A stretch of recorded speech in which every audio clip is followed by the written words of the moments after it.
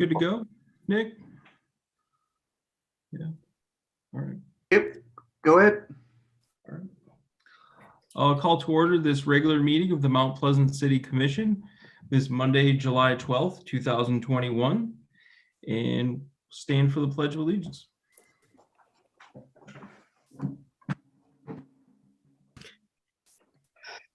I pledge allegiance to the flag of the United States of America and to the republic for which it stands, one nation, under God, indivisible, with liberty and justice for all. All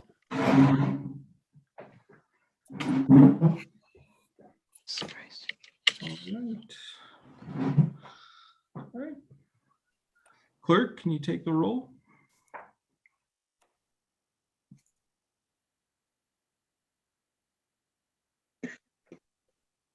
Alsager. Present, and in the city of Mount Pleasant, the county of Isabella, and the state of Michigan. Commissioner Simon. Yep. City of Mount Pleasant, Isabella County, State of Michigan. Commissioner Gillis. Mount Pleasant, Isabella, Michigan. Commissioner Ronan. City of Mount Pleasant, County of Isabella, and the great state of Michigan. Commissioner Tolis. City of Mount Pleasant, Isabella County, State of Michigan. Vice Mayor Frischbacher. I'm in the city of Mount Pleasant, Isabella County, and the state of Michigan. Mayor Joseph. In the city of Mount Pleasant, the county of Isabella, and the state of Michigan. Okay. Looks like we have a quorum and all commissioners are here. We do have one presentation today for an introduction of new city employee hires, and we have a short video prepared.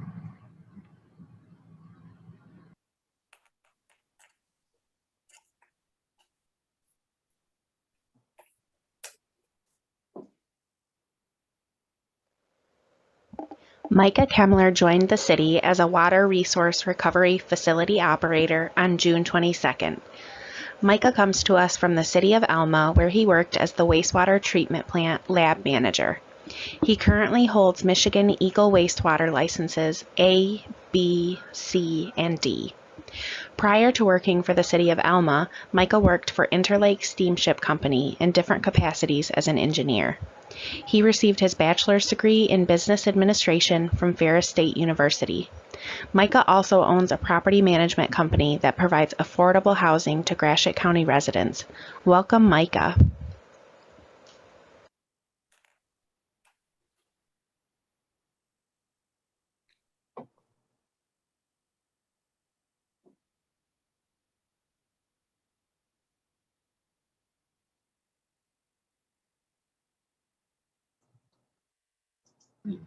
Well, I'd just like to welcome Micah to the city and thank him for his service at the Water Resource Recovery Facility. Do we have any additions or deletions to the agenda tonight?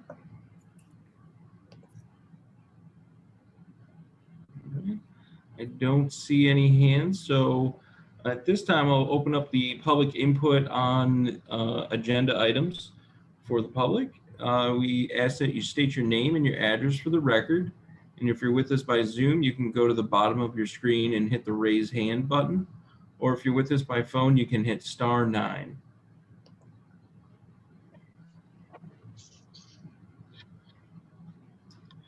Manager Ridley, did we have any emailed comments on agenda items? Yes, we do, Mayor. We have one on item number 18 on the agenda. And the communication is from Tony Kulik of 409 South Fancher. And I will read his communication to you. It says, Mount Pleasant City Commissioners, I urge you to adopt the proposed feral cat ordinance. Feral cats have been a problem for code enforcement officers for more than 20 years. Code officers have difficulty trapping these cats because property owners feed the cats, which provide little reason for cats to enter the traps, and residents also trip the traps. These cats are often infested with fleas and ticks and can spread rabies and worms in neighborhoods. I often see these cats while walking my dog. They are often limping and missing ears or tails. These cats also fight raccoons, which are another problem in the city that the commission should deal with. So far this summer, I've live trapped and relocated 18 raccoons from my backyard. Last summer, I trapped and relocated 15. I feel that this number of raccoons in the city are unacceptable and would recommend that you have code enforcement officers start setting live traps in alleys throughout the city to reduce the problem. Marshmallows make a wonderful raccoon bait that will not attract other animals such as dogs or cats. I sincerely hope you adopt the feral cat ordinance and give code enforcement officers a necessary tool to deal with the feral cat problem in the city. I also hope that you begin to address the raccoon problem in the city. And again, that was Tony Kulik's written comments. Appreciate Mr. Kulik's comments and his research in the raccoon trapping. I don't see any hands up in the participants or the attendees. Oh, I do see one now. I will recognize Tracy Collins for comment. Ms. Collins, you should be able to speak now. Can you hear me? Yes. Okay, I just wasn't sure because nothing came up on the screen picture-wise, so I just wanted to verify. I just also wanted to quickly say, you've all heard from me before, but that I hope that the commission will pass the ordinance. Just one more of the latest difficulties. In the last 3 days, we found several brand new kittens underneath our back shed. So I've spent the last 3 days and another couple $100 having to trim out the bottom of our shed to deter them and hope they go somewhere else. And I just would like to remind you that not only are the problems that Mr. Kulik mentioned in his email, but at least the feral cats in our area, although they're not feral because they're being taken care of by someone in our area, but they are pretty diseased. They aren't just missing ears and tails, but I've heard from some vets that they have a cat version of leukemia, and it's just sort of inhumane what's happening to them, at least in our neighborhood. So whatever we can do, whatever you can do, whether it's passing this ordinance, whether it's making a different one, whatever, but please help us try to solve this problem. And thank you for listening and accepting all my phone calls 2 weeks ago.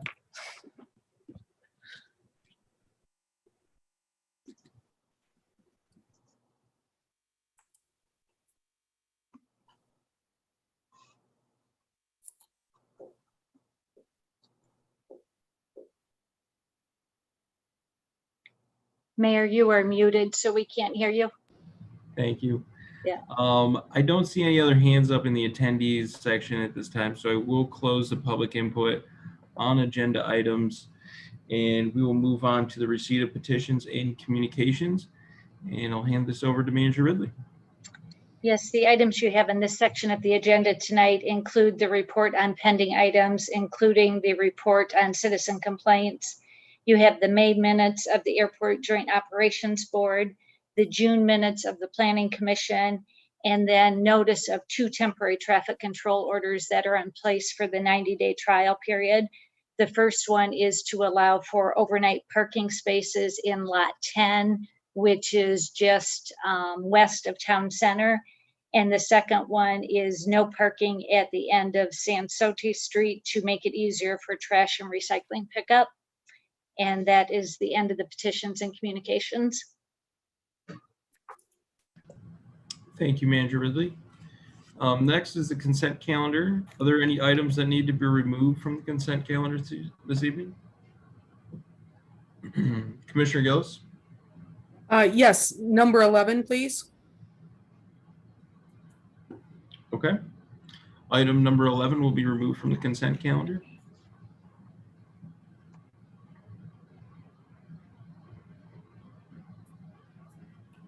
All right. Any other items that need to be removed? Okay. All right. At this time, Manager Ridley, would you like to go through our consent calendar as presented minus item number 11? Yes, we are recommending the following items for your consideration. The first is the approval of the minutes from your regular meeting of June 28th. The second is a bid that was received for the replacement of bridge decks in our park system. We recently sent that out for bid, and the project was originally planned in a prior year and was not completed due to COVID.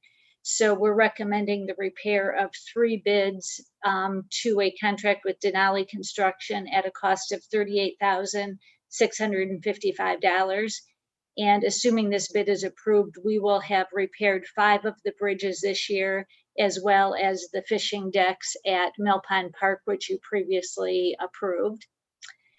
The next 2 items on the consent calendar are asking you to set a public hearing on 2 items that were referred to you from the Planning Commission.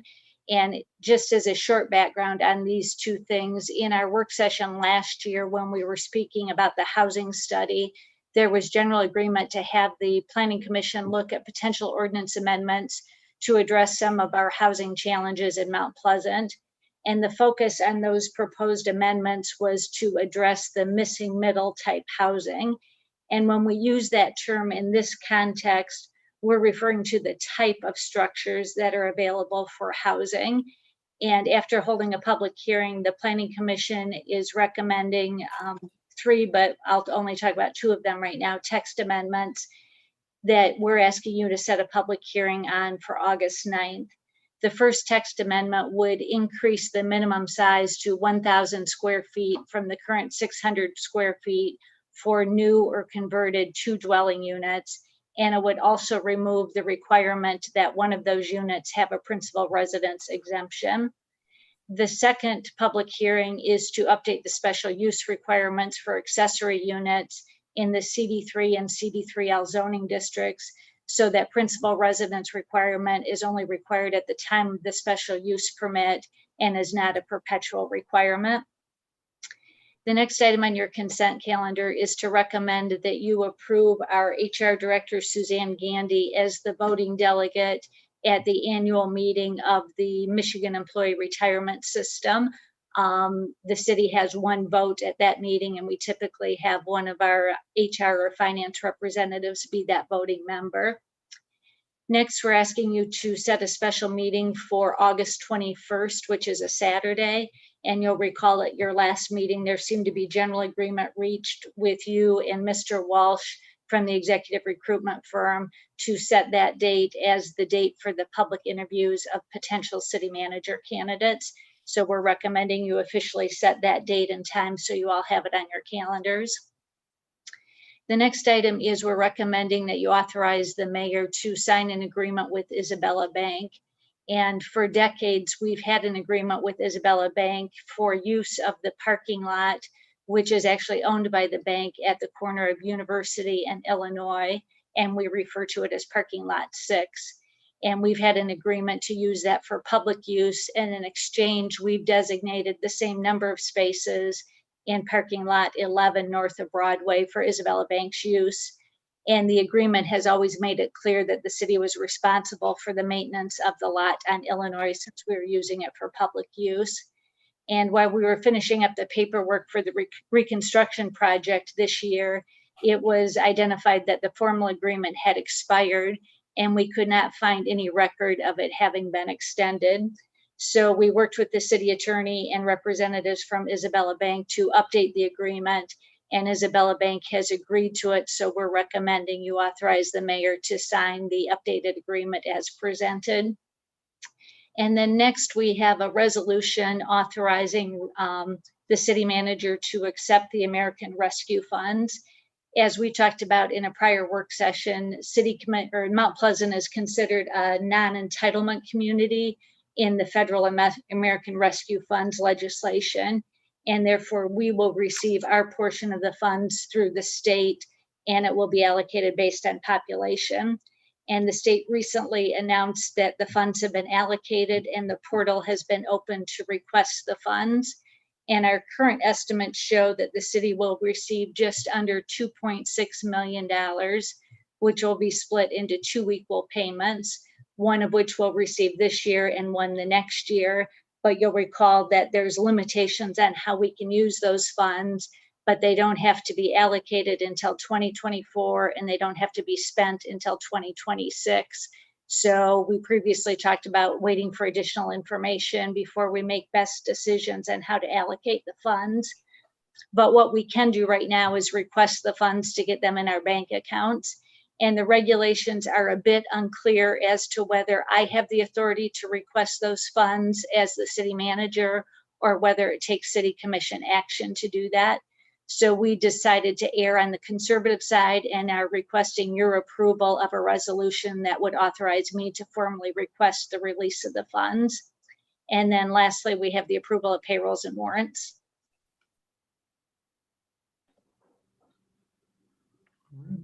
Commissioner Gillis, Motion to approve the consent calendar as presented. Commissioner Alsager. I second that motion.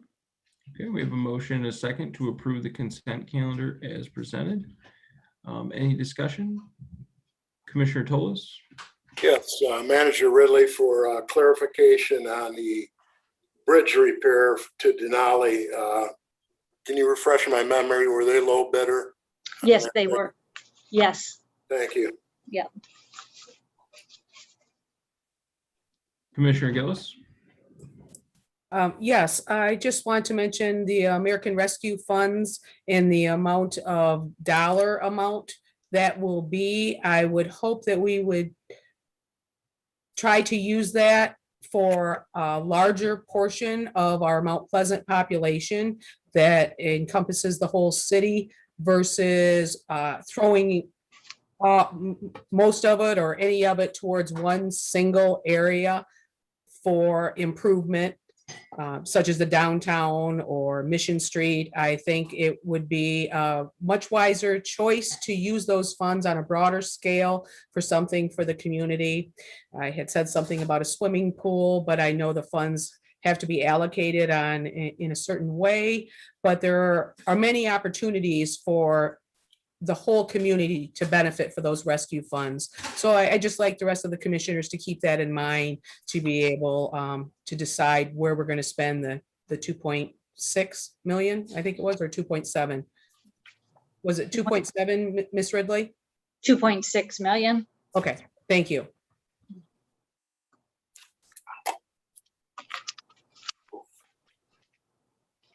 Okay.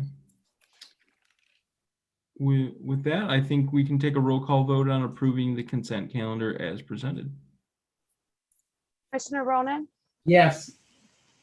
Commissioner Alsager, Yes. Commissioner Toles, Yes, Commissioner Gillis, Yes, Commissioner Simon, Yes. Vice Mayor Furschbacher, Yes. Mayor Joseph. Yes. Motion carries 7-0.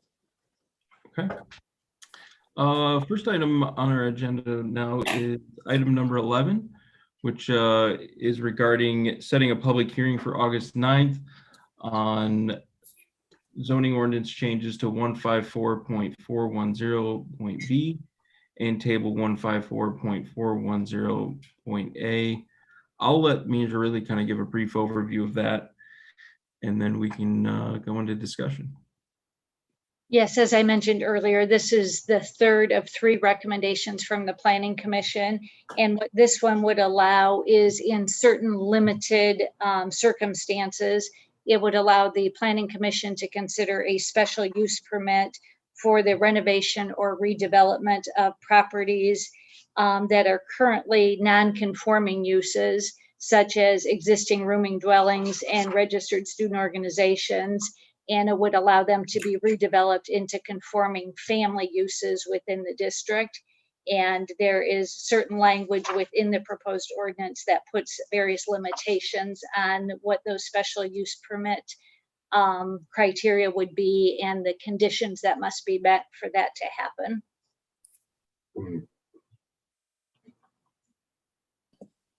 Thank you, Manager Ridley. I guess I would look for a motion to set the public hearing. Commissioner Alsager? I move to accept the amended ordinances as presented.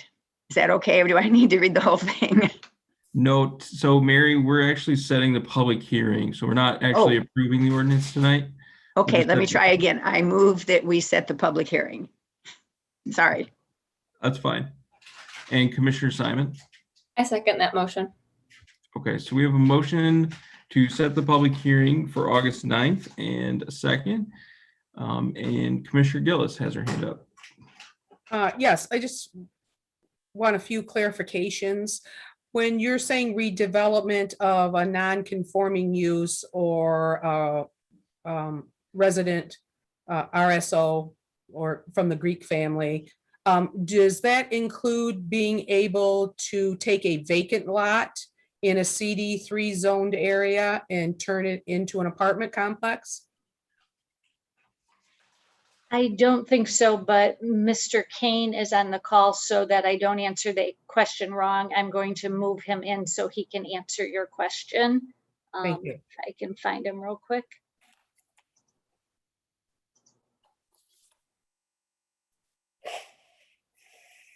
Jacob, you're now in the meeting.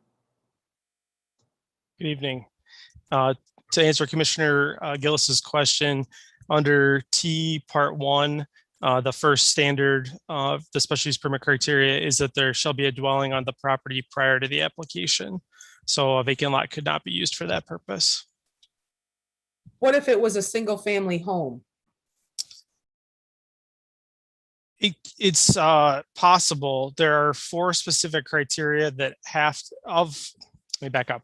2 of 4 criteria that are in these standards have to apply to the subject property in order for it to be eligible for the special use permit. One of which is the age of construction. So if the home was built prior to 1945, it could be eligible if it meets another criteria in addition to that. The second would be if there's a legal non-conforming use of the property currently. So if it was a rooming dwelling or RSO, as an example. The third would be that the dwelling's been unoccupied for 5 or more years prior to the date of application to address any persistent vacancies that we have in some of our residential areas. And then the 4 would be due to the size of the property. So if the planning commission determined that the home was so large that it was excessive for the needs of a single family. So looking at the square footage and the configuration and the number of bedrooms to see if it is out of step with the norm for that area. So 2 of those 4 would have to apply. Only one of those has to do with a non-conforming use. So I think it would be reasonable to expect most homes in those districts are single family. However, the intention here is really to address persistently vacant properties and persistently non-conforming properties to provide an avenue for hopefully rehabilitation and reuse as a more conforming use. Okay, thank you, Jacob. My concern was exactly what happened in our neighborhood. So for those that aren't familiar, we were a single family neighborhood. Our zoning somehow got mysteriously changed without any notification to the neighbors. And then a apartment building was built within our single family neighborhood. So I'm concerned that the neighborhood integrity and the densities of different neighborhoods, and this is primarily you're targeting certain neighborhoods and not the CD3L, the large lots that are in the more larger neighborhoods, more affluent neighborhoods that may not have something that's as non-conforming. But I know it was a great impact on our neighborhood when a large apartment building came into our single family neighborhood. And so that is my concerns with this ordinance. And if the neighborhood's integrity would be the higher priority over the developer's wants of using a parcel in that manner. So, but thanks for your clarification. I appreciate that, Jacob. No problem.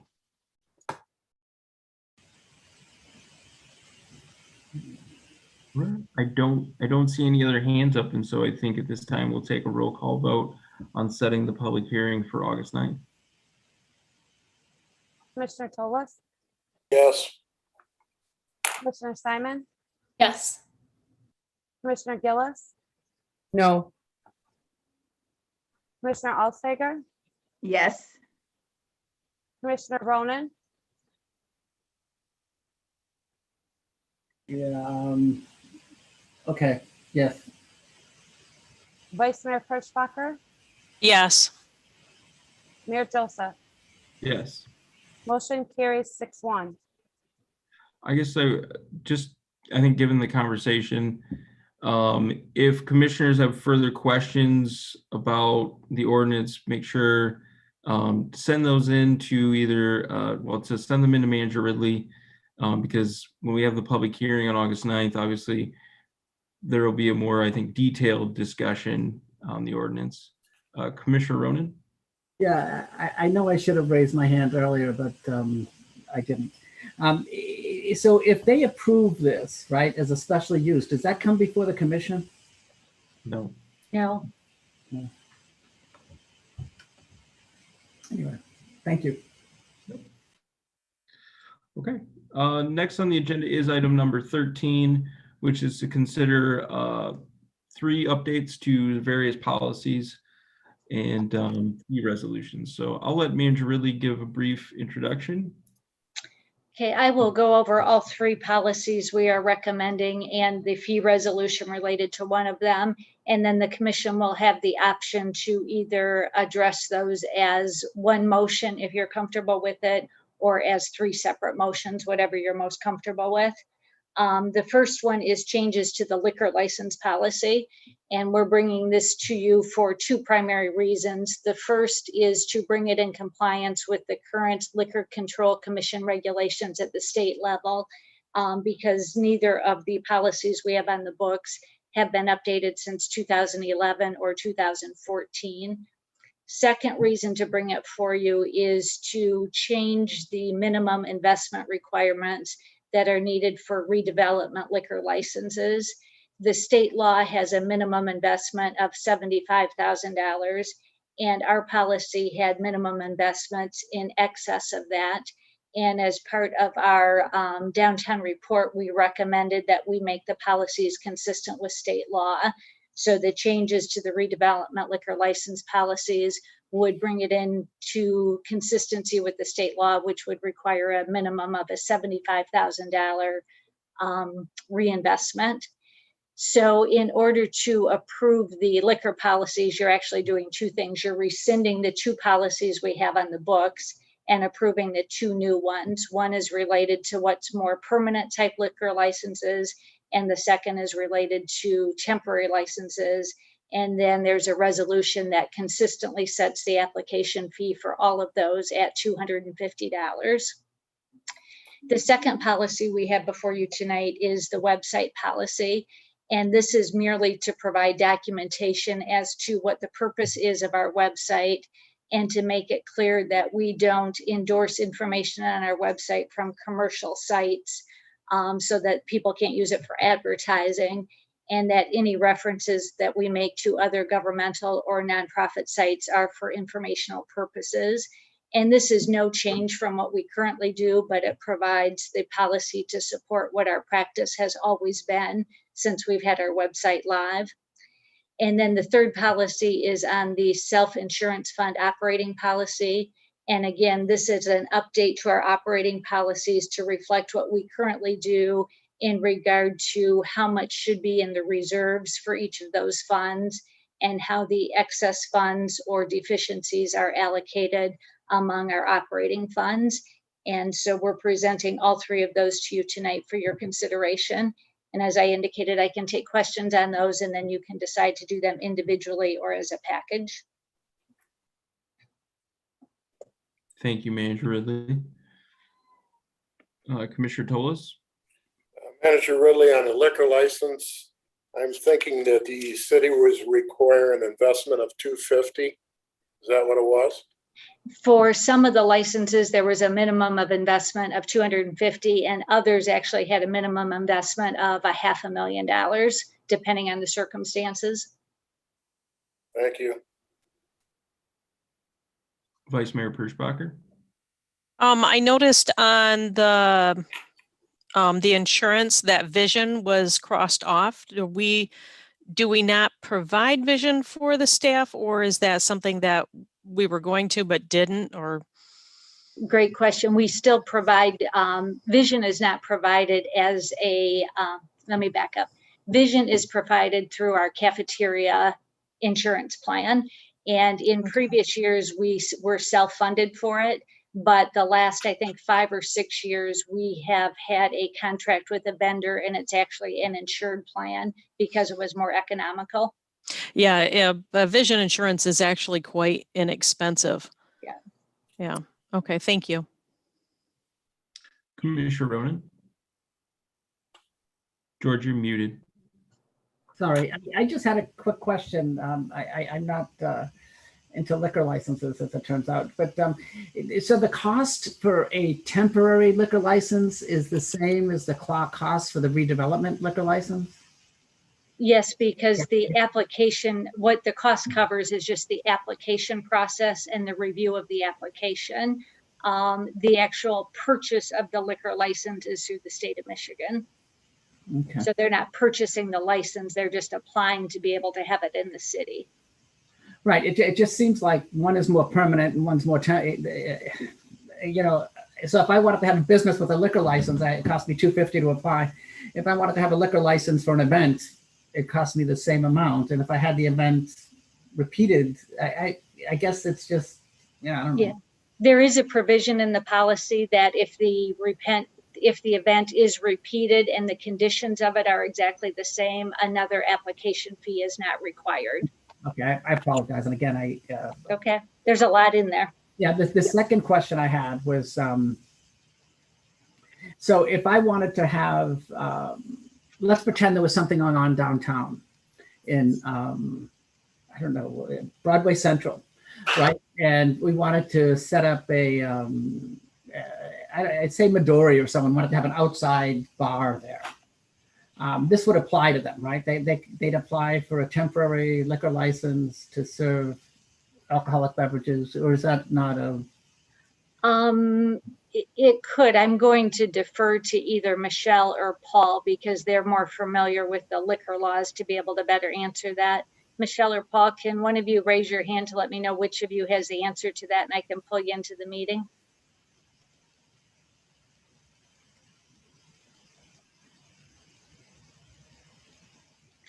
I'm not seeing, oh, there it is. I just have to find the person, just a second.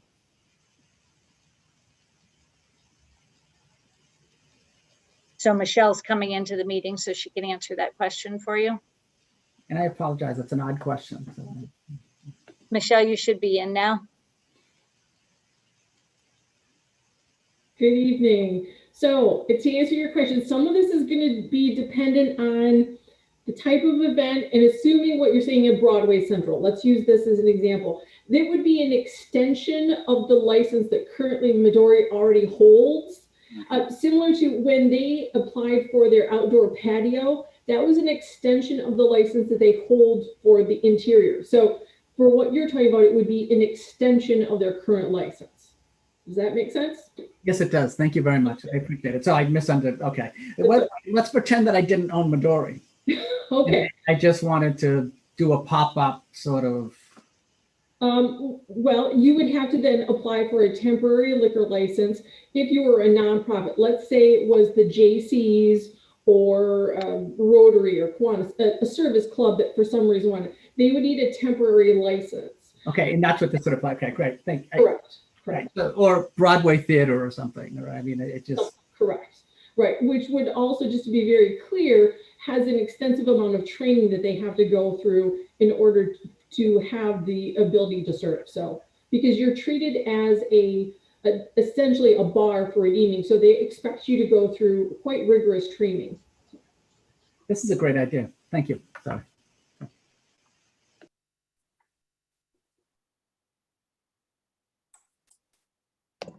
Commissioner Tolis, put his hand down. I've got a question for probably Director Loria. We're reducing this from 250 to the 500 mark to 75,000. So if somebody gets a resort license from out of town and brings it here, so the $75,000 requirement would be lowered from 250 to 500 to the 75. And then also, if you gave a special license out like you did to, I think, Dog Central and the pizza place at the Old City, being Truffaut's, So we would reduce that amount from 250 to 500 to 75,000. So licenses would be the same requirement. I'm going to pull Paul into the meeting, but as he's doing that, I think I can answer part of your question, Commissioner Tolis, but let me get Paul in. Part of the answer is a redevelopment liquor license is a special license that is issued by the state of Michigan. And it's not one that is typically transferred from another location or from another community. It's a new license that has to meet certain criteria under a state law that's specific for those types of licenses. So that is the only license that we're recommending that the minimum investment be adjusted for, because it's the only license that has a required minimum investment in order to be eligible for the license. But Paul, can you add to that? I guess I don't know what more there is to what part of the question is still unanswered. Well, the only question I had, Director Loria, was if I bring in a resort license in the town, okay, I'm required to spend between $250 and $500. But the city can give out a freebie license and you're only required at a $75,000 investment. I don't think that puts it on a level playing field, is the question I got. I don't want to tell you wrong, so let me look into it and I will pass the answer on to Nancy so that we get it right. Okay, thank you, Paul. You bet, sir. Do you see Michelle had put her hand up and maybe she has something to add here? Hi, I just wanted to speak to the redevelopment liquor license. It does have a fee for $20,000 that goes to the state of Michigan.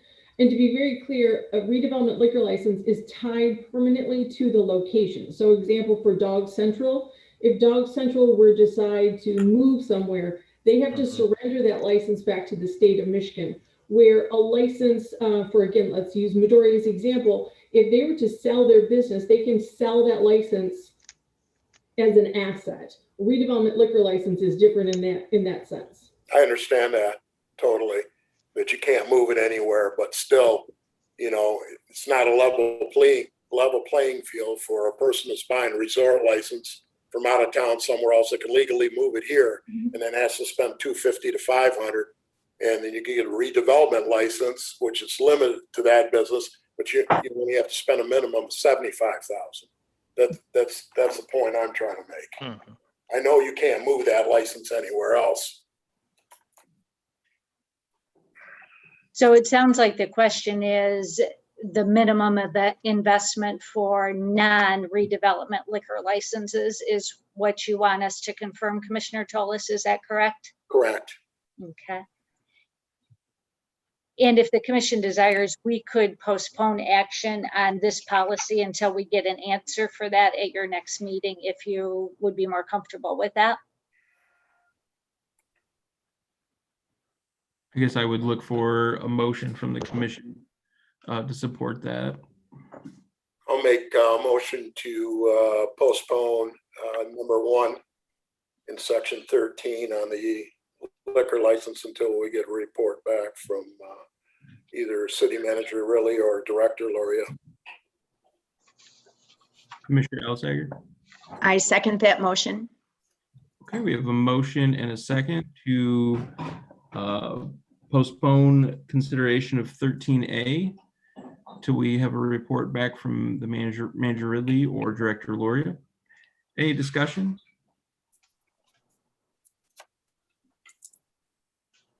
Commissioner Ronan? Yeah, I'm not. So what we're going to do is we're going to vote on the other components of the license. It's just this one component that we're going to wait on. Is that what I'm understanding?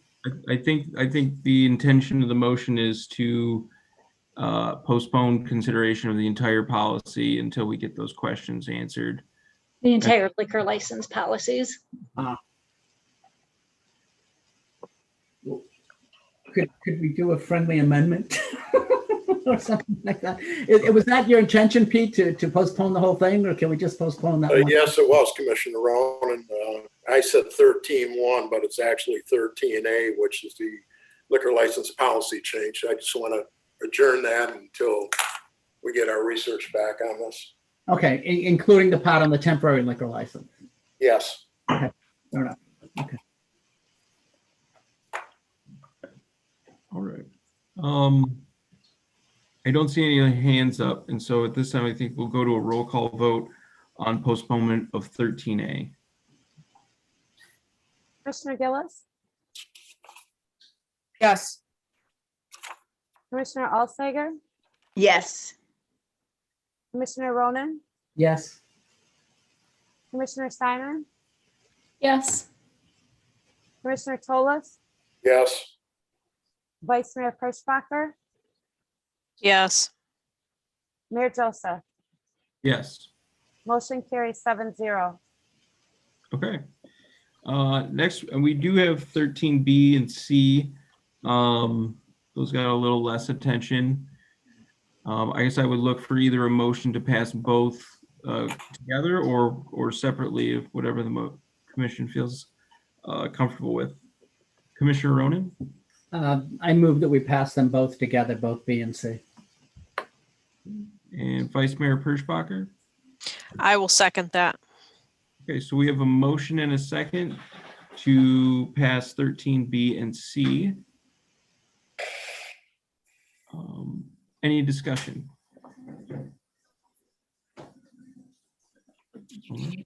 I don't see any hands up, and so I guess we can go to a vote on B and C collect together. Commissioner Simon, Yes. Commissioner Gillis, Yes. Commissioner Tolas, Yes. Commissioner Alsager, Yes. Commissioner Ronan, Yes. Vice Mayor Perschbacher, Yes. Mayor Joseph. Yes. Motion carries 7-0. Okay. Next item for our consideration is item number 14, which is to consider a resolution regarding the charter amendment for changing the city commission terms of office.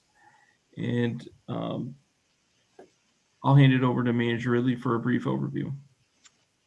Thank you, Mayor. At your work session earlier this year, you discussed recommendations from the Charter Committee regarding the recommendation to first look at ballot language that would change the terms of office for city commissioners from 3 years to 4 years.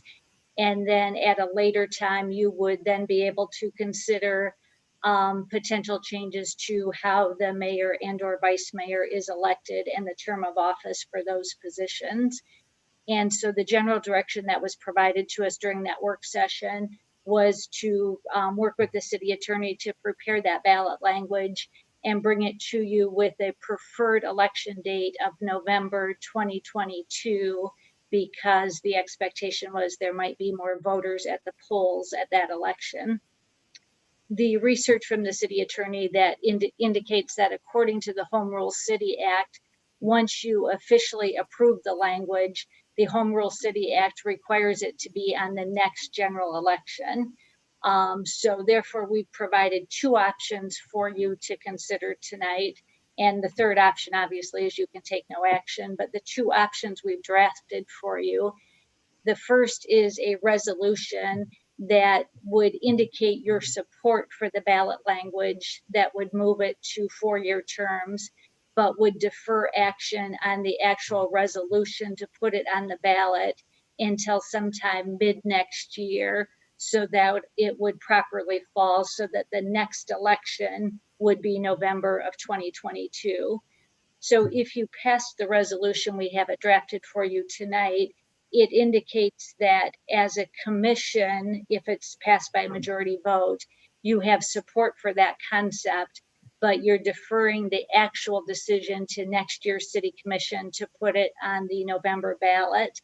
And you'll notice in the information that we provided to you, because of the staggering that is required to get to those even year elections, it takes a bit longer for full implementation.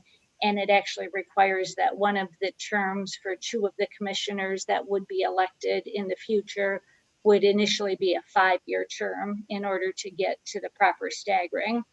So if that's the route you want to go, you could pass attachment A tonight, which would just be a simple majority because the actual decision to put it on the ballot isn't until next year.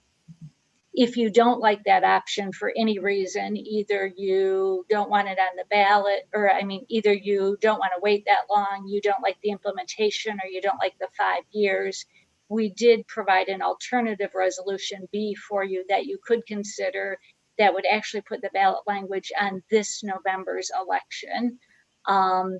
It makes the implementation happen a little bit sooner, doesn't require the 5-year term to get to the proper staggering. The only downside is it's on an election that typically would have fewer items on the election and maybe therefore a lower turnout. But if that's the route you want to go, under the state law, that resolution would require 5 affirmative votes for that to happen. And that would have to occur this evening in order to provide enough time to get the review by the Attorney General of the ballot language in order to meet the deadline for the November ballot. So you have either option A for November of 2022 or option B for November of 21.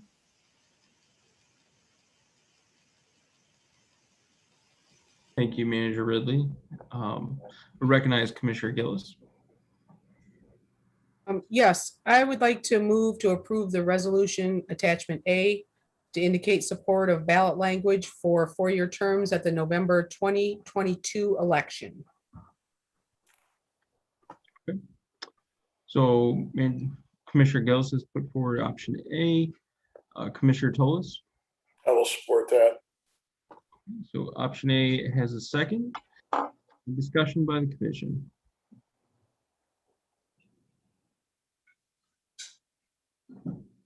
Commissioner Alsager. Mayor, my first inclination was to go with attachment B. So I guess I'd like to hear some rationale for why some commissioners would like our support for attachment A.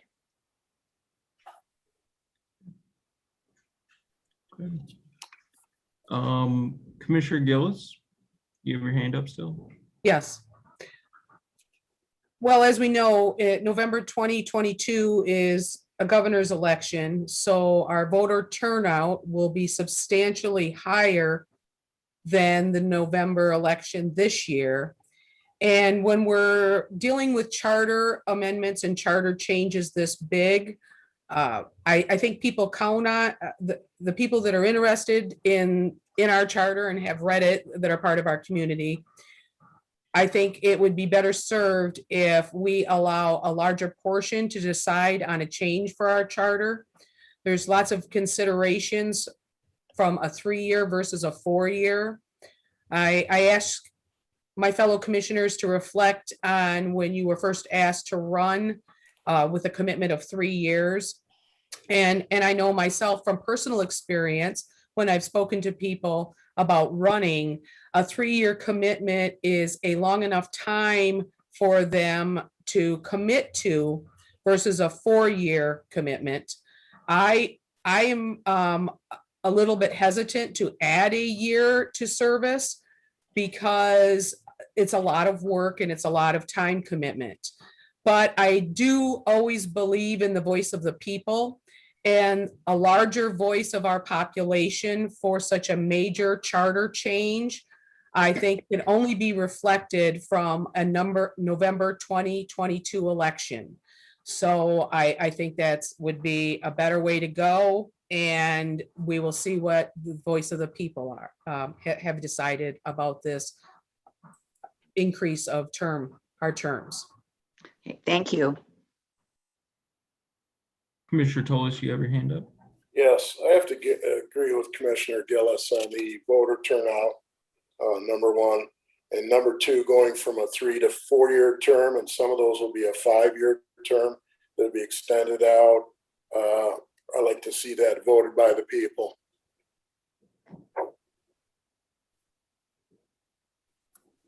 I just want a clarification. I think the 5-year term is just a one election sort of situation where it wouldn't be a permanent 5 years, right? That's correct. Just one person would have to serve 5 years to get it on this 4-year term.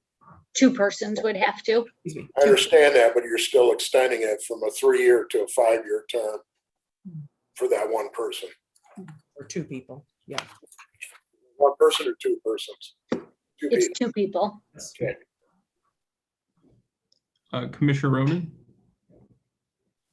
Yeah, option B wouldn't require anybody to do a 5-year term. I just wanted to, I mean, so the only time you get a 5-year term is if you go with option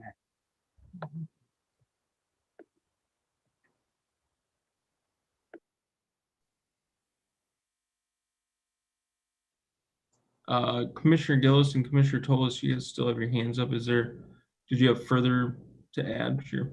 Commissioner Gillis. Well, I guess it's if you want a bigger portion of our population to vote on this amendment or a smaller portion of our population to a vote. And again, repeat, a charter change is a major way of doing business here in the government. So I would rather have a larger population of our community members tell us what they think is best. They might end up just voting this amendment down completely and want to keep it at 3-year terms. And, you know, if it was a 20% voter turnout versus a 40% turnout, and I, as a city commissioner, am always representing a majority of the people, I guess I would want the largest population possible. If it's this year or next year, I mean, it's not that big of a wait to get more voices heard for this big of a change in service for our city commissioners.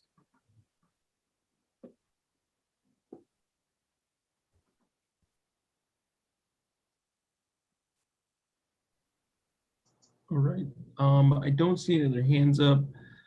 So I think we can go to a roll call vote on approving option A. All right, Commissioner Alsager, Yes. Commissioner Ronan, No, Commissioner Simon, No. Commissioner Tolis, Yes. Commissioner Gillis, Yes. Vice Mayor Perschbacher, No. Mayor Joseph. No. Motion denied, 4-3. That motion has been denied.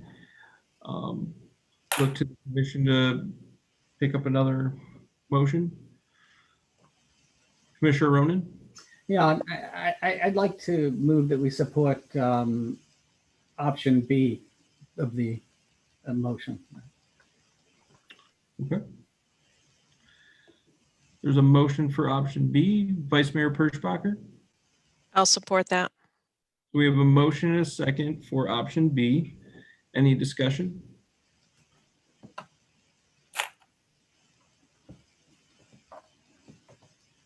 Commissioner Alsager? Well, I must sound wishy-washy. I think I'd like a change. And if we're not going to have option A, then I can support option B so we get that change.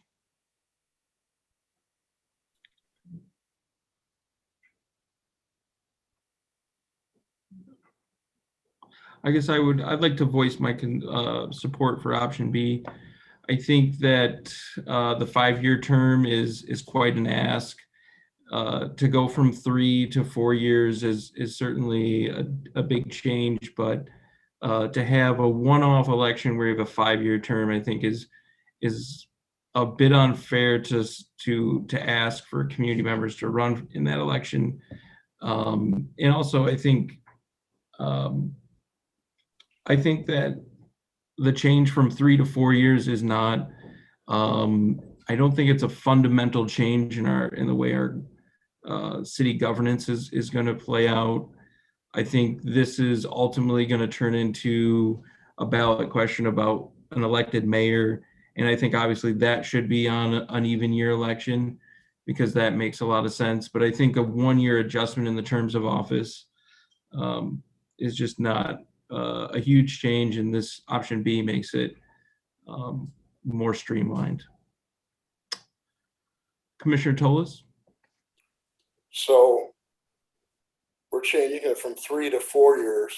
So what happens if somebody's not doing a good job? So instead of being stuck with that person for 3 years, we're stuck with them for 4 years?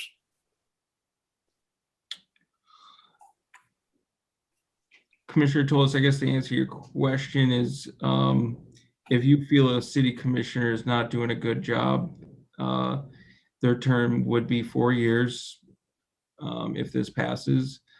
The people do have a right to recall their electors, but I think there's, as you might have run into, people have a lot of opinions about elected officials, and so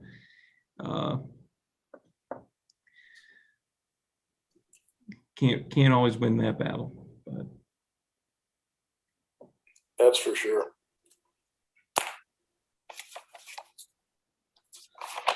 Any other discussion?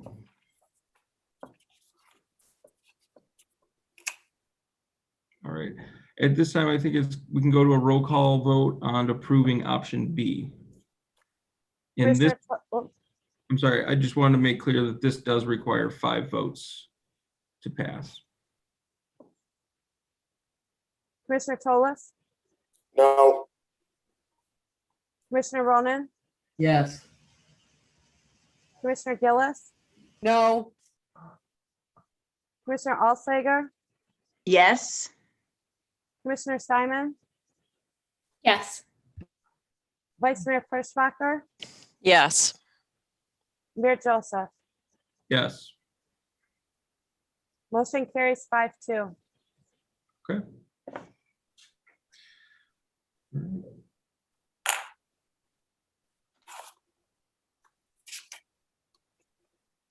Next on our agenda is item number 15, which is to receive a report regarding changes to overnight parking in the downtown sidewalk snow removal. And I'll hand this over to Manager Ridley. Yeah, I guess I would first start out by saying that this item does not receive or does not require any action on the commission's part. These are just 2 reports that you ask for from city staff. The first one is related to the ordinance amendment that was approved last fall that removed the prohibition about parking on non-downtown public streets in the city from December to April, and instead provided a mechanism for the city to be able to declare a snow emergency if it was felt that was needed to effectively clear the streets. And the ordinance itself required that we report back to you by August 31st about how that first year went. And so that required report is included in your packet. And in summary, it says that we had 13 instances where the street crew was deployed for snow or ice removal. But in none of those instances did it reach to the level where we felt at the staff level that a snow emergency was needed to effectively clear the streets. And the staff reports that the clearing went well and there was no increased cost for maintenance of the equipment. We did have one area where there was parking on both sides of the street in one location, but staff feels that they can work with the property owner in that area to address that, to take care of that in the future. So we, based on our review of it, we are not recommending any changes to the ordinance requirements. Secondly, we committed that we report back to you on how things went downtown with the sidewalk snow removal around the, on the parking lots around the city-owned parking, on the sidewalks along the city-owned parking lots. That was difficult for me to say. And as you know, initially there were some matters with the new contractor that needed to be addressed, but once we spoke to the contractor about those, I think things went smoothly for the rest of the year, and paying on the per event basis ended up working out well for us because we spent $13,400 paying on a per event basis. So we're in the process of issuing bid documents for the upcoming snow season, and we'll make sure that those minor adjustments that we made in the requirements are included in that bid document so that all of the bidders are aware of that.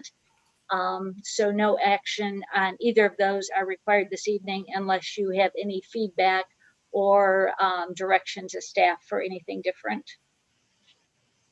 Commissioner Ronan? Yeah, I just wanted to say how impressed I was by the staff and getting back to us with this information. It's such a great thing when we can try novel policies, you know what I mean, with the confidence that someone's going to evaluate and get back to us a year later and say, oh, geez, we screwed up, or, oh, geez, it went pretty well. So I'm real appreciative to, this 360 feedback thing. It just, at least for me, it really rocks. And I just want to thank the staff for taking time to look at all this stuff. And I know it's a lot of work, but as a commissioner, it gives me some confidence that when we do stuff that's sort of not what we traditionally do, that it's being evaluated and we get the feedback. So thank you very much to staff. That's all. Commissioner Toles? Manager, really, I want to commend you on getting the problems resolved there from the contractor on the first or two snow events on the sidewalk, where that contractor had just done a path instead of cleaning it from curb to curb from the parking lot handicap to out to the curb street. And hopefully that'll be put out in the new bids that are going out. Mm-hmm. It will be. Thank you.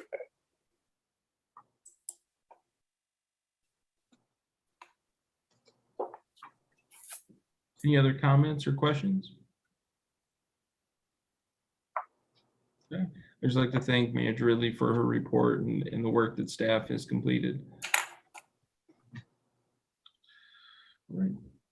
Item number 15 or item number 18, right? Yep. Yep. Is to consider approval of an ordinance to amend Chapter 10.05 and Chapter 91 Animals of the Code of Ordinances as postponed from our last meeting, June 28th. Manager Ridley, I know there is an updated ordinance, if you'd like to give an overview.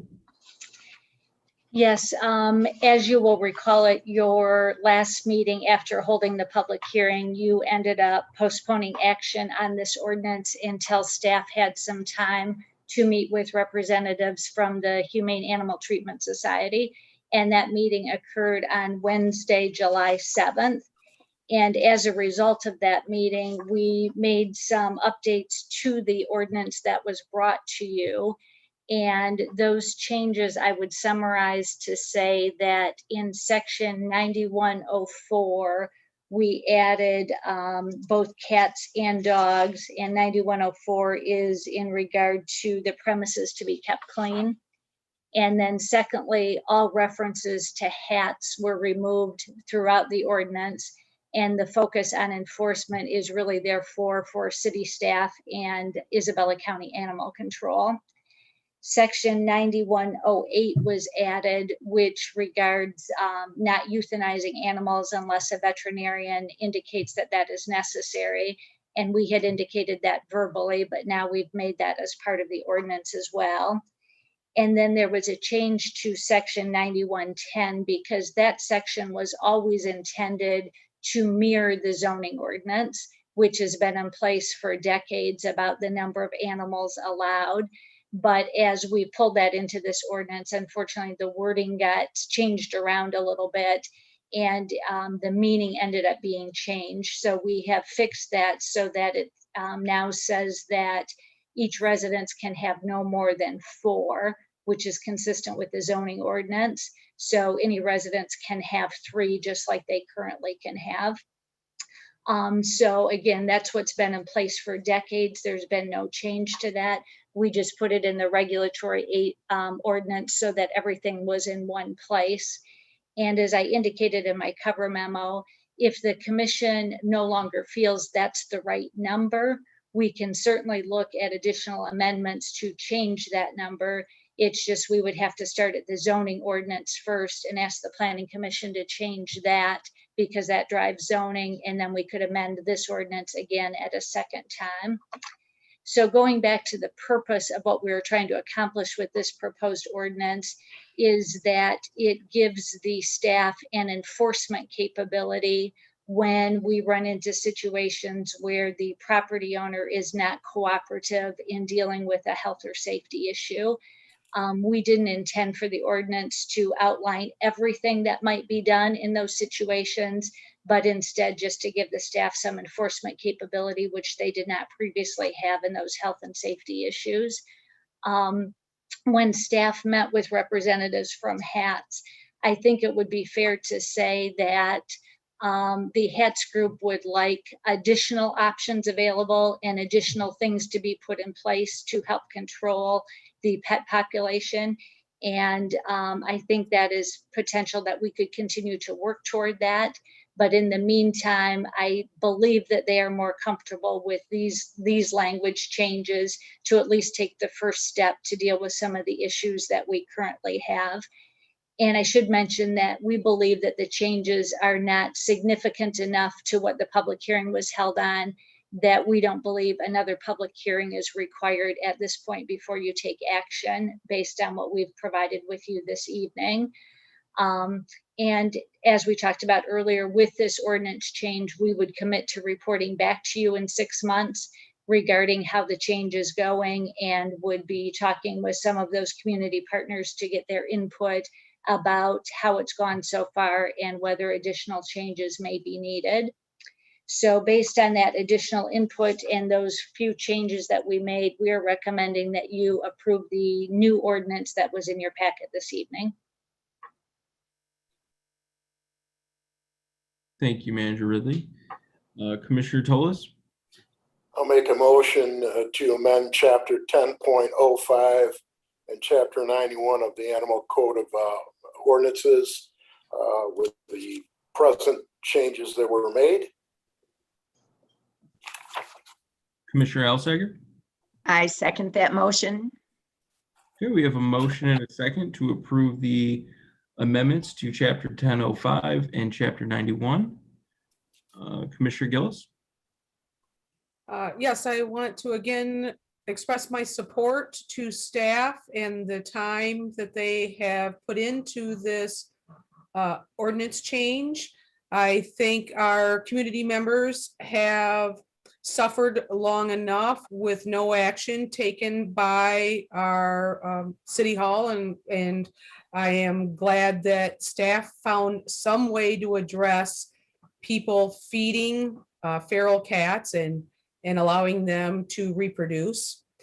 I also would ask that if, being that our ordinance already states that we are not supposed to have more than 3 animals, dogs and cats combined, that if any city commissioner does have more than the allotted number in our zoning code, that they may think about refraining from a vote for conflict of interest.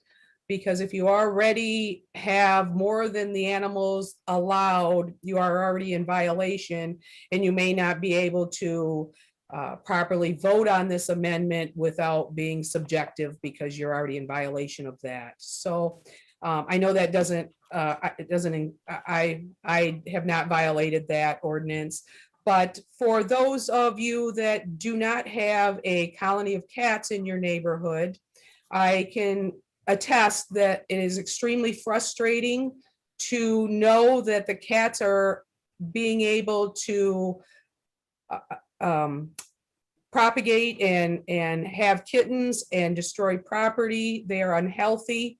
If you talk to local vets in the area, they will say that feral cats are not part of our ecosystem, that they are intrusive into our ecosystem, and also to the other domesticated cats in the neighborhood.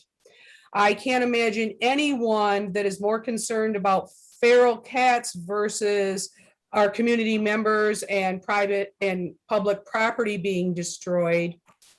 But if they were to displace the feral cats and then bring them into their neighborhood and started feeding them out of their garages or their windows, they would be able to relate to the problem feral cats pose to the neighborhoods that they have invaded. This is not part of the natural ecosystem. feral cats would not multiply if they were not fed and harbored by humans. The people that are doing this are creating the problem. And I attest, again, personally, to 3 neighbors that used to feed feral cats, and we had 15 or more. The one most prominent in our neighborhood has unfortunately passed away. He no longer harbors these feral cats in his garage or feeds them in different platefuls of food around his driveway, and it has decreased the colony, because we now only have 1 person left that's feeding the feral cat population. Being close to the park, people tend to, as bad as it is, drop cats off in the park. And even have dropped off boxes of kittens at the entrance of the park, hoping that people will pick them up as they drive by. I have watched cats being hit with cars. I have watched cats fight. I have watched cats destroy property. I have watched a feral cat attack my domesticated cat, which I incurred veterinarian fees because my neighbors insisted to feed these feral cat colonies. So it is a problem. It's more than the one place on Arnold Street. As I had said 2 weeks ago, I've been into every parcel here in Mount Pleasant. I'm very familiar where these cat colonies live and breed and fester with the problems and the illnesses they have. And it is not humane to keep these populations going by allowing certain neighbors not to be good neighbors to others and create these problems by feeding feral cats. If they are in reality feral wild cats, they wouldn't have to have human intervention to survive. We as humans are creating this problem. This is a small Band-Aid on this problem. Like I say again, it exists in more than a couple neighborhoods in our city, which has been also told to you by our competent staff who's created this ordinance to address just a small portion of this problem and hold people accountable. I have seen code enforcement come to our neighbor who denied having all the cats as 10 cats were around his feet. They're not my cats. I'm feeding them, I'm housing them, that they're not my cats. So I'm sure code enforcement and our law enforcement has also heard these stories. And so we have to do something to protect our community members that are good neighbors. So I would hope that you would consider this small amendment to address the feral cat colonies in our city. Thank you for listening. I would just like to address a couple points I think Commissioner Gill has brought up. One that I guess maybe it might be appropriate to bring Doug Lobsinger in, but I do want to ask the question, if someone has currently 4 pets or more, but is, keeping those pets in a healthy way, that this is not the goal of our code enforcement officers to go and, looking for people who have more than 3 pets.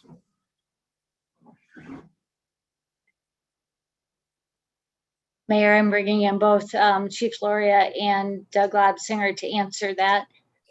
But I would agree with many of our codes. We don't go out looking for those types of violations. We address them more so if there's a health and safety issue or a complaint issue is when we would start that investigation. But if all of the animals are inside and not causing problems, it would be very difficult, quite frankly, for us to enforce that. But Doug and Paul, why don't you take it from there? Good evening, everyone.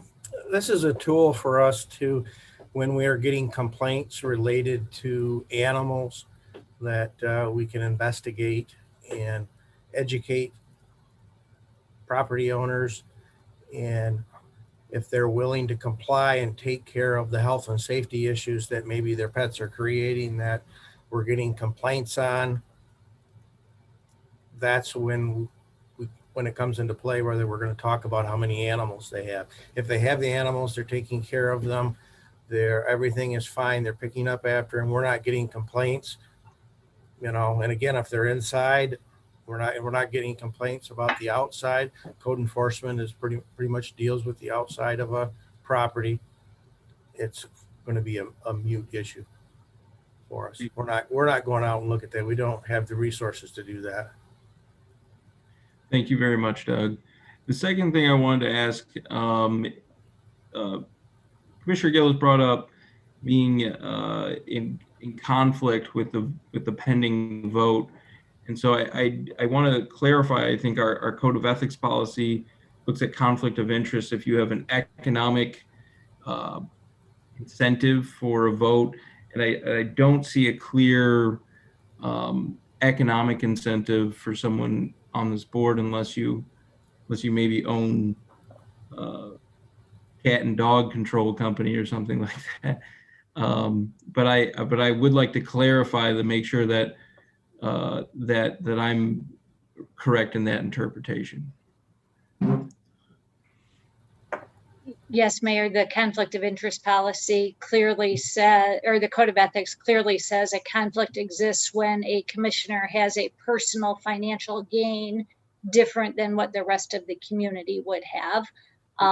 So I would leave it to the commission's interpretation as to whether that falls into this category or not. Thank you, Manager Ridley. Commissioner Tolis, I believe, has his hand up. Yes. I'd like to thank Mr. Lobsinger and Director Loria for taking their time to review this again. And hopefully your hands are untied now.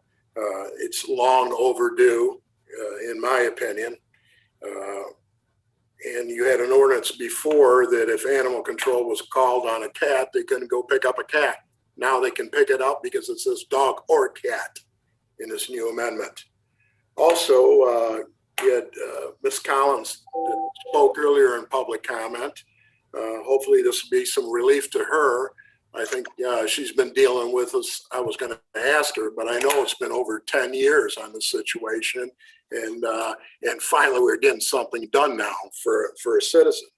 But again, thank you to you both for taking the time to meet with HATS. And just like I said at the last meeting, if they got a problem, they're not approving their name to be on it as a subsidy to be called, just like animal control, then just remove it and let's move on with it. It's very simple. Thank you. Commissioner Ronan? Yeah, I think it would also be a conflict of interest if you worked for the vet who they take these animals to, right? I mean, because they're, you know, but short of that, I'm not saying it. But I'd also like to thank everybody for working with all the, you know, the experts and HATS and, you know, the vets and all those people who do animal control. I feel much better that, you know, they've all been consulted and everybody's working together. And, so I just wanted to echo what Pete's saying. I mean, I think it's good that, anyway, thank you. I also want to thank staff for, I know, I think Doug has kind of taken the lead on this for many months, and I'm sure it's been a lot of work working with our community partners and our community to address, you know, issues of health and safety as part of his daily job, but especially in this area. And I think we have an ordinance in front of us that that the community deserves, and it's gonna help out a lot of folks. And also help those cats and dogs that are in our community that are in very poor living conditions. And their health and safety needs to be addressed as well. So I look forward to supporting this ordinance tonight, and thank you for your work. I don't see any other hands up, and so at this time, I think we can go to a roll call vote on the ordinance as presented. I did see a hand flash up for a second. I don't know if it's down now. Is there That anyone? was mine that was mine that I put up, Mayor. And I just wanted to make one more point before, you know, we don't beat this to death, but Right. also you have to look at the work that Director Loria and Mr. Lobsinger put into this. They also are the fall people for the city. The people call complaints, their hands are tied and they can't do anything. So it's way overdue that we get this done. get it implemented, and get a review after 6 months on how it's working. That's the only thing I wanted to add. All right. I think we can go into our roll call vote on approving the amendments to Chapter 1005 and Chapter 91 of the Code of Ordinances. Commissioner Alsager, Yes. Commissioner Simon, No. Commissioner Gillis, Yes. Commissioner Ronan, Yes. Commissioner Tolis, Yes. Vice Mayor Perschbacher, No. Mayor Joseph. Yes. Motion carries 5-2. Okay. So the motion is passed. Next on our agenda is announcements on city-related issues and new business.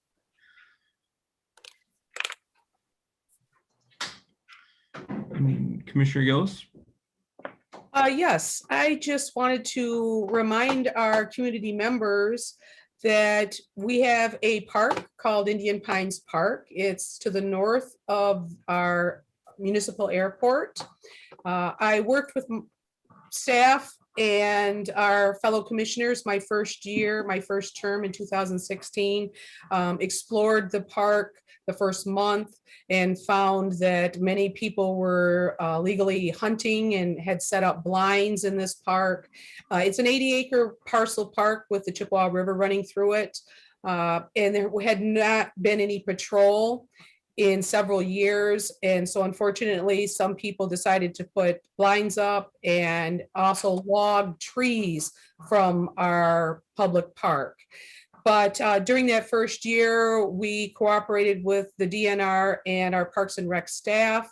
Signs were placed around the park to alert people that there was no hunting and no logging from that area.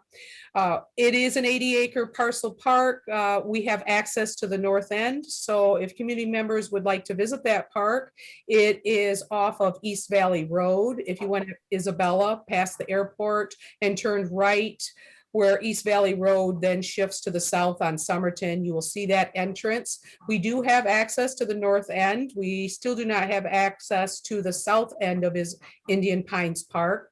But this is a very isolated and pristine area. It's a lot like Sylvan Solace, and there isn't a lot of people out there, so you can be alone with your thoughts and nature. It's a beautiful place. I hope to, in the future, be able to get access to the south portion of that park, because that's also as charming as well. But please Google it or go to our parks page with those directions to that park and enjoy that and be good stewards of that park so that it never again turns into what it was before we were able to secure it and return it to the people. So I want to appreciate the people who have continued monitoring that park to use it as the way that it was intended back 50 years ago when we purchased it. So, and thank you.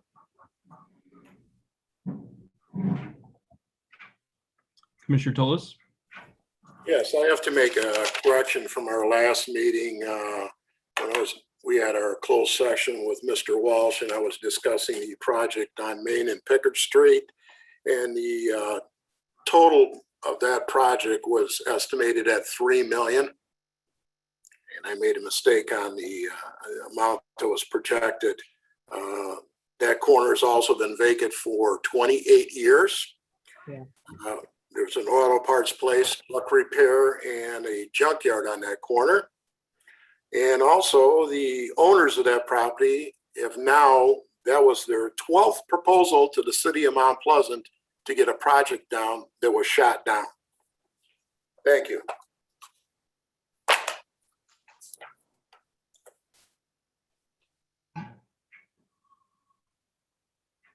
All right.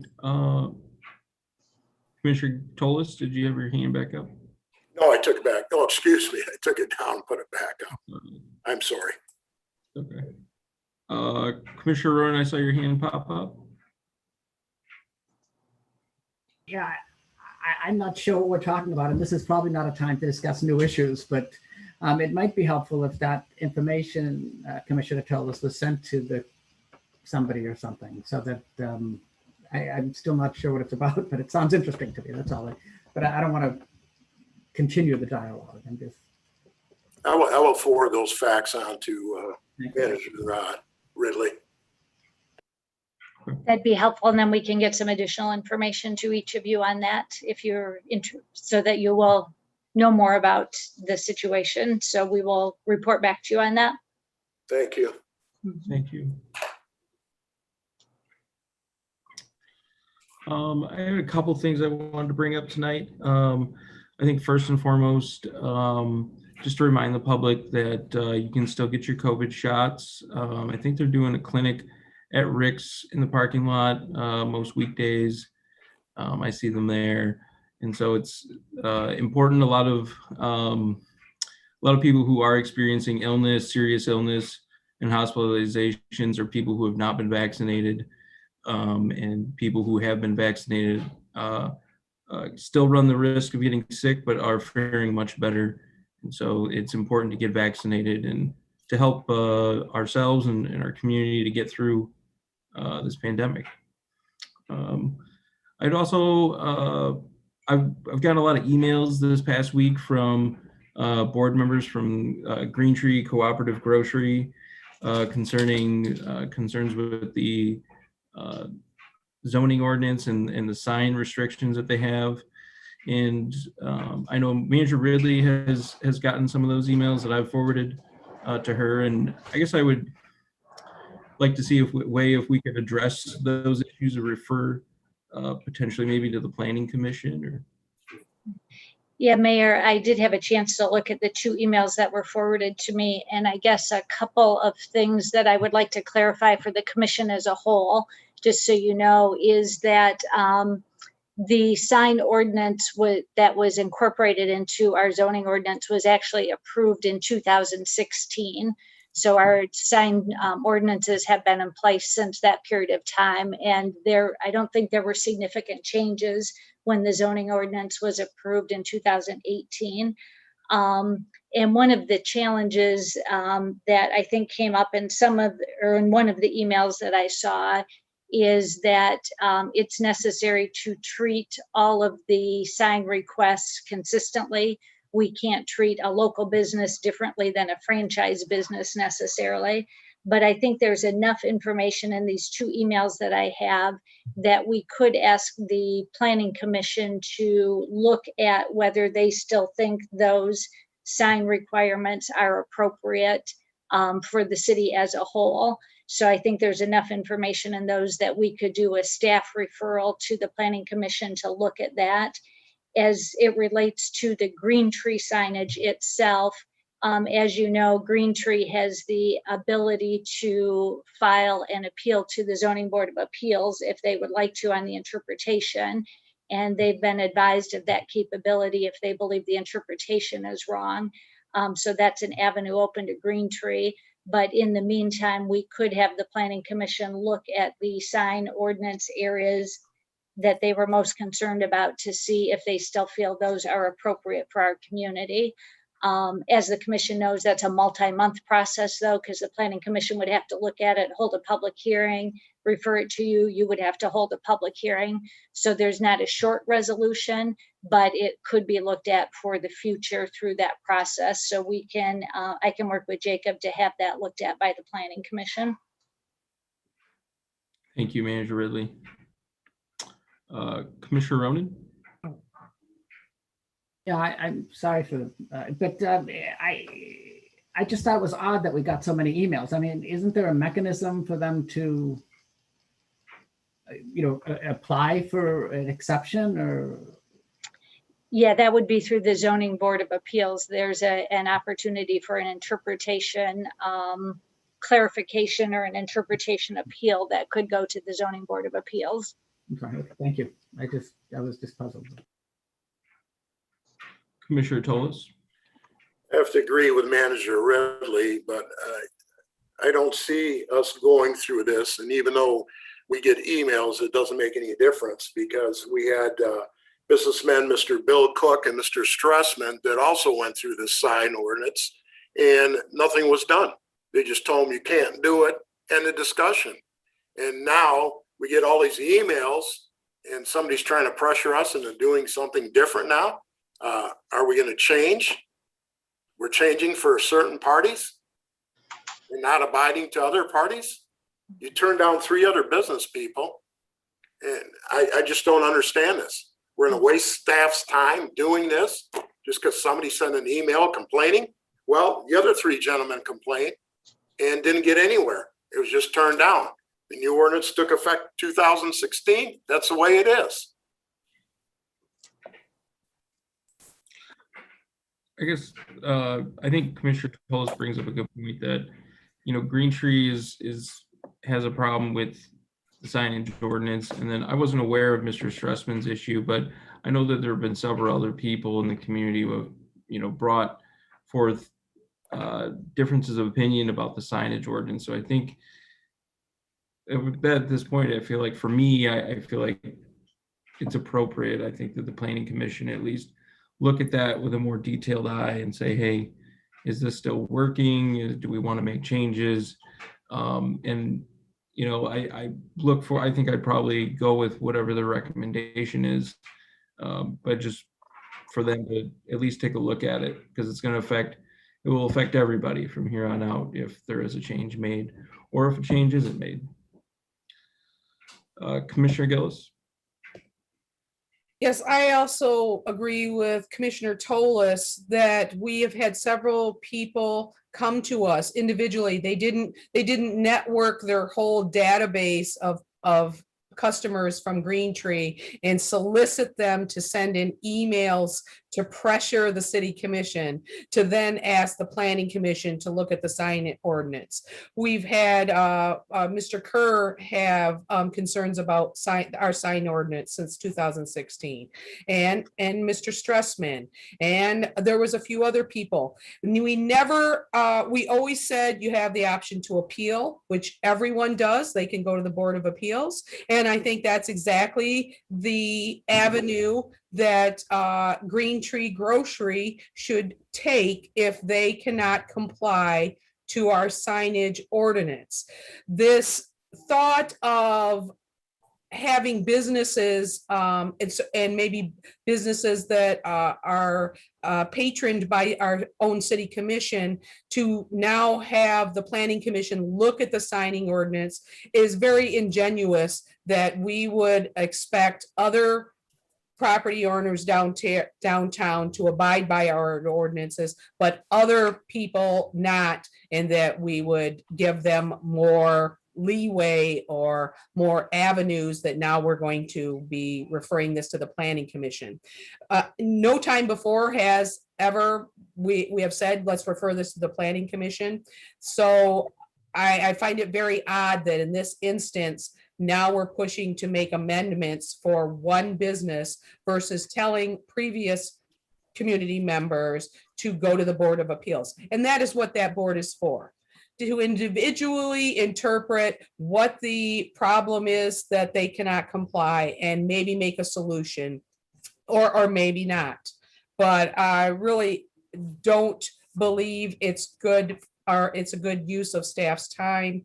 And I very well see that it is a coerced effort to get us to change a signing ordinance because someone doesn't want to abide by it.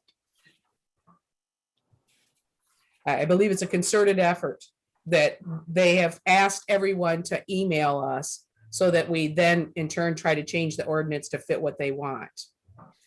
For one business, mind you, for one business that doesn't want to comply. Commissioner Ronan. I agree that if there's a mechanism for them to follow, they should follow it. Don't get me wrong. But on the other hand, I'm also not against looking at city policy and saying, hey, if we've had, it sounds like there's 4 people now or something, it'd be good to know what's the percentage of the appeals that are approved, what's the percentage that aren't approved, how many people have gone to appeal, how many concerns are. So, I think I would argue it's a good example of a time where we should probably collect some data on what the policy is, how it works, is it working for our needs, and But this, I'm not suggesting it just be done for them, but I mean, if everybody knows all these people that are unhappy, I'm not against. But it's not because I'm getting emails from people, it's just because any policy like that, I think, should be evaluated regularly. So, and maybe it has been, but I appreciate Manager Ridley looking into it and getting us the data. And I mean, it's just part of what city does, right? I mean, It's been over a 5-year period. It hasn't been like, all of them recently, so. And always, there's people always that don't want to follow the ordinances or the real rules. There's always people that just don't want to comply, and they think we should change things to accommodate what they want to see on their building. And I have a hard time, because when we passed it, none of the commission had any problem with that sign ordinance. Commissioner Gillis. Sorry. I'd like to recognize Commissioner Tolis. He's got his hand up. Well, thank you. I just want to make one more quick comment. I agree with what Commissioner Ronan was saying, but I was on the zoning board for 8 years, chaired it for 4 years, and taking this to the zoning board of appeals is a waste of time, because basically it's written in the ordinance. That's what the ordinance is. You have to abide by the ordinance. But I'm just saying, now that Green Tree has complained, you still have, and Commissioner Gillis brought it up, was Mr. Kerr was the third entity that I couldn't remember. It was Mr. Kerr, Mr. Stressman, and Mr. Cook. So now if you're going to go back and go to the Planning Commission and review this, I think you need to review everything, all those, and go back there to make it fair and a level playing field. That's all I'm saying. Thank you.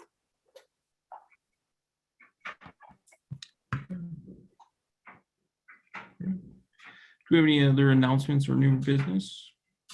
Mayor, I guess I need some guidance because I had indicated that we could do that, assuming that the commission was in support of that. So I guess I need some guidance. You can't vote since it's not on the agenda, but does the commission want us to have the Planning Commission look at those 4 issues that were brought up to determine if they want to recommend changes to the sign ordinance?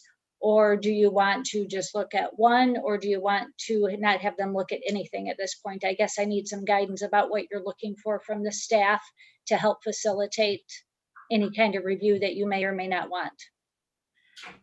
I think for myself, I think it's appropriate to look at all the complaints that we've had in the past few years, just because they're all about the signage ordinance. And if there's things that the Planning Commission sees as, hey, maybe we could tweak this, or this doesn't make sense anymore, I think that's fair, because I don't think that, I think some of the points, right, that hey, we have another person knocking at the door basically saying, I've got a problem with this, that it shouldn't be motivated by a single person or a single entity, that really all of these problems or complaints should be looked at, and it should be, I guess, a thorough examination of the ordinance.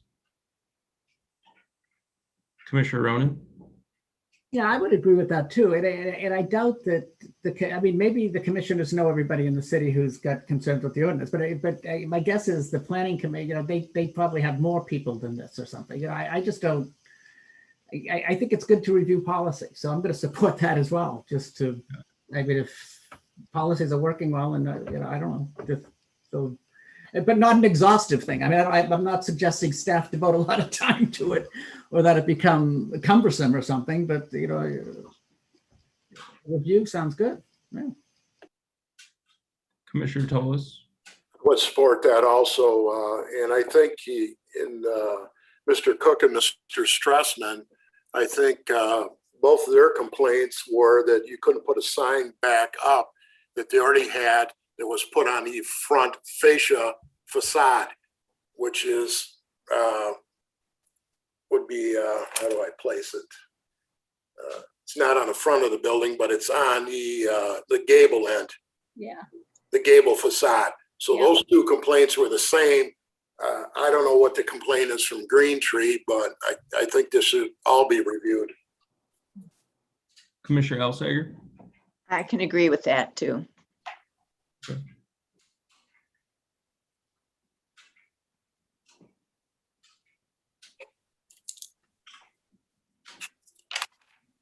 All right.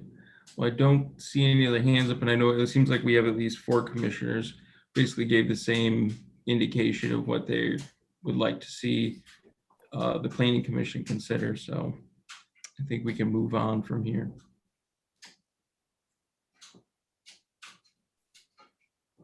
All right.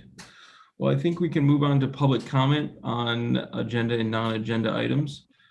If you're with us by Zoom, you can go to the bottom of your screen and hit the raise hand button. And if you're with us by phone, you can hit *9.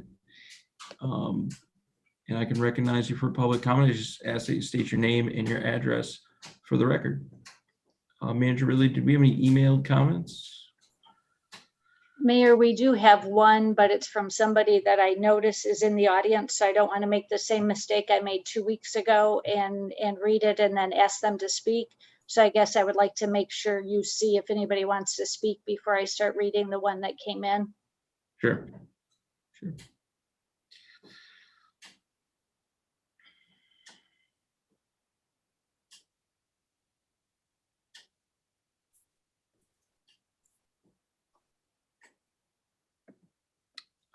I don't see any hands up, so maybe. I think one just came up. We do, yep. Sarah? I have moved her into the meeting.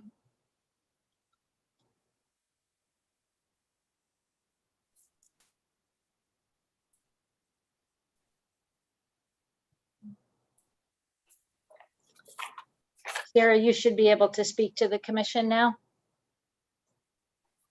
Does look like you're muted though, if you want to unmute yourself.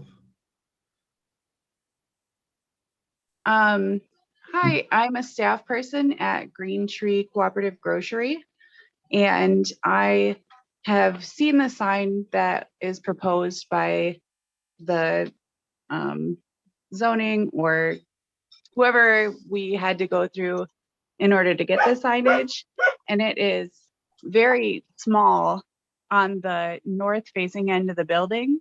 So anyone from like the park or even the parking lot would not be able to see our logo or our entryway signage. It's just a hindrance almost to the new project. And I know it's been really a struggle to get proper signage for that building because of the signage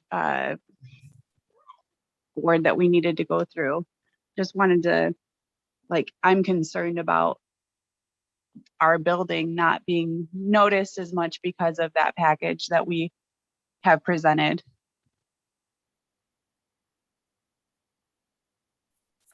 Thank you. Thank you, Sarah.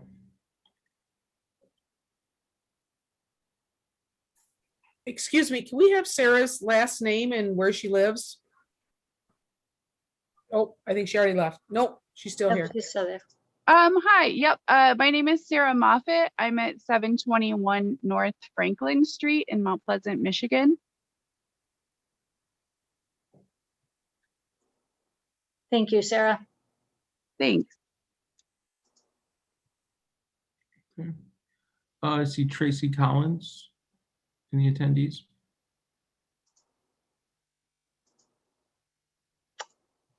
Tracy, you should be moved in and able to speak now. Can you hear me? Yes, we can. Great, thank you. First of all, I wanted to say I apologize that the first time I spoke, I neglected to say where I'm calling from. I forgot to give you my address. I'm at 312 North Arnold Street.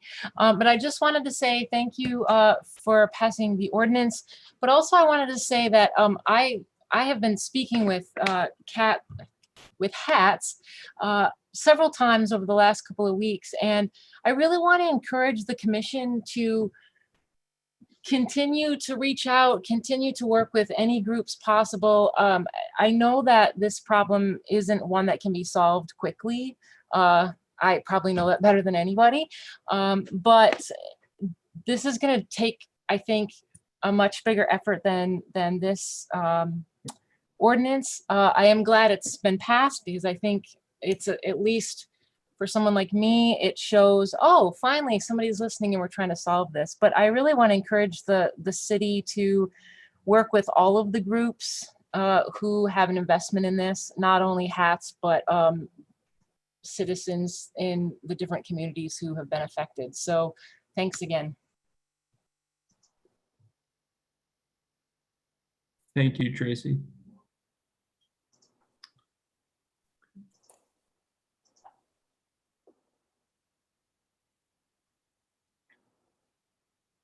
I guess I would just remind people that if you'd like to comment, you can go to the bottom of your screen and hit raise hand, or if you're with us by phone, you can hit *9.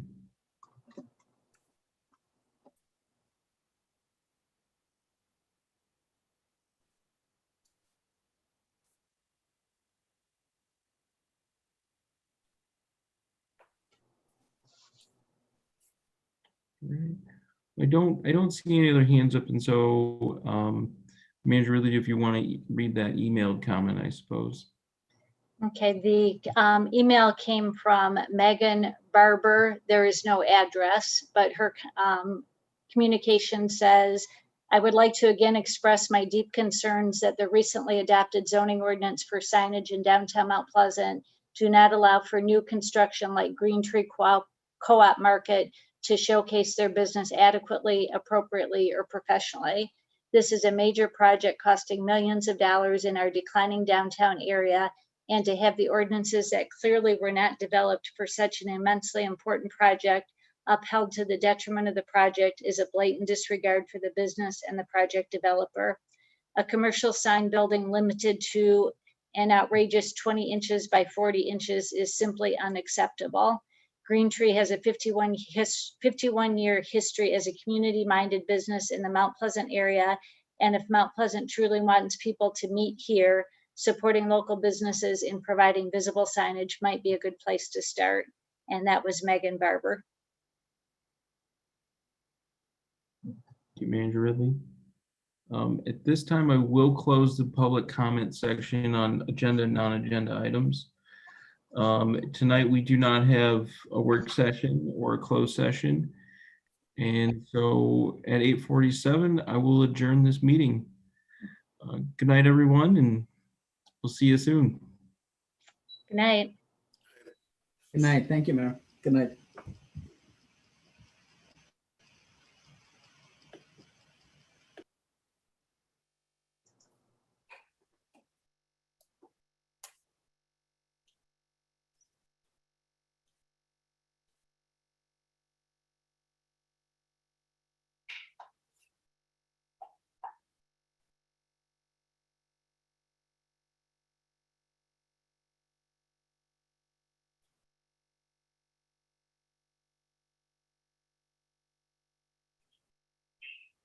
I thought I did, but I guess we don't, so. I think you gotta come to the back spot again, I think.